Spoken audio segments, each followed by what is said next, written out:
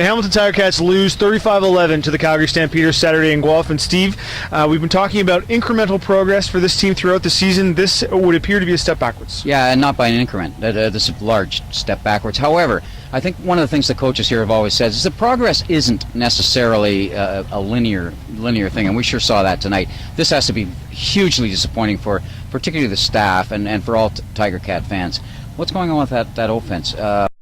There's all kinds of numbers being put up most of the time, but really this is 3 games with not a lot of points, 22 or less, right? And that just isn't good enough. It is not good enough in this league, and they really got to do something there. Henry Burris throws 3 interceptions, is replaced by Dan Lefevre, who then throws 2 of his own. Burris did not look sharp early, and that's 2 games where he hasn't exactly been the Henry Burris putting up 350 yards. Yeah, I think that's what they've always called out west, bad Henry, what we've seen here. That quarterbacks do go through slumps, especially somebody that slings the ball as much as that, but he really hurried himself there. His second down performance and the team's second down performance in the second quarter was just terrible, and I thought it turned there because they had a chance. It maybe really turned on the missed field goals early because they opened with 2 really good drives, and then they get out of it 1 point, and that was from about 11 feet away, so that had to be sobering for the guys because they'd seen this before. It's against exactly the same team they lost because of field goals. Then they just completely fell apart. The defense, I thought, played fairly well for much of the time. They were out there too much, and they also didn't come up with a big play. So you have a turnover, and immediately the next play. Well, Kevin Glenn. You know what he's doing after a turnover. In fact, that's what Henry Burris would do. So it's coming deep, probably up the seam, and of course they didn't have the guy covered. And really, I think from then on, they weren't really in the game. And Kent Austin said that too, that they weren't really in the game. I thought part of the interception problem too is this problem that you and I have both talked about.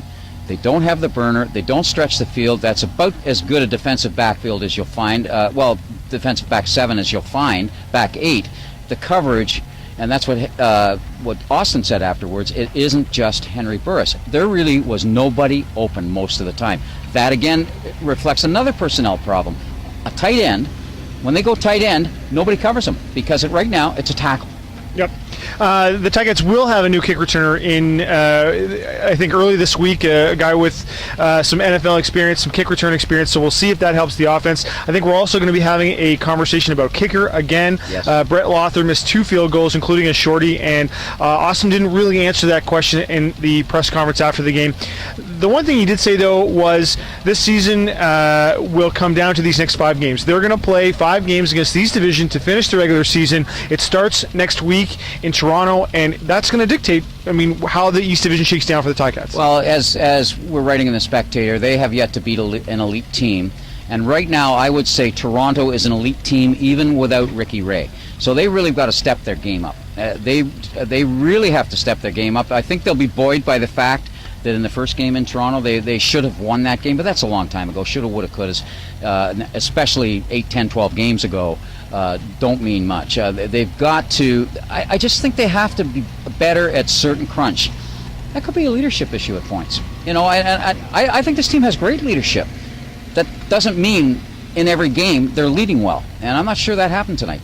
And of course, leadership starts at quarterback, and as you said, 2 games in a row where Henry's been off his game. He looked upset, didn't he, to you after the game? To me, I didn't talk to him much, but I certainly watched his body language. He didn't look good. No, I did talk to Henry afterwards, and I think he was disappointed by his performance.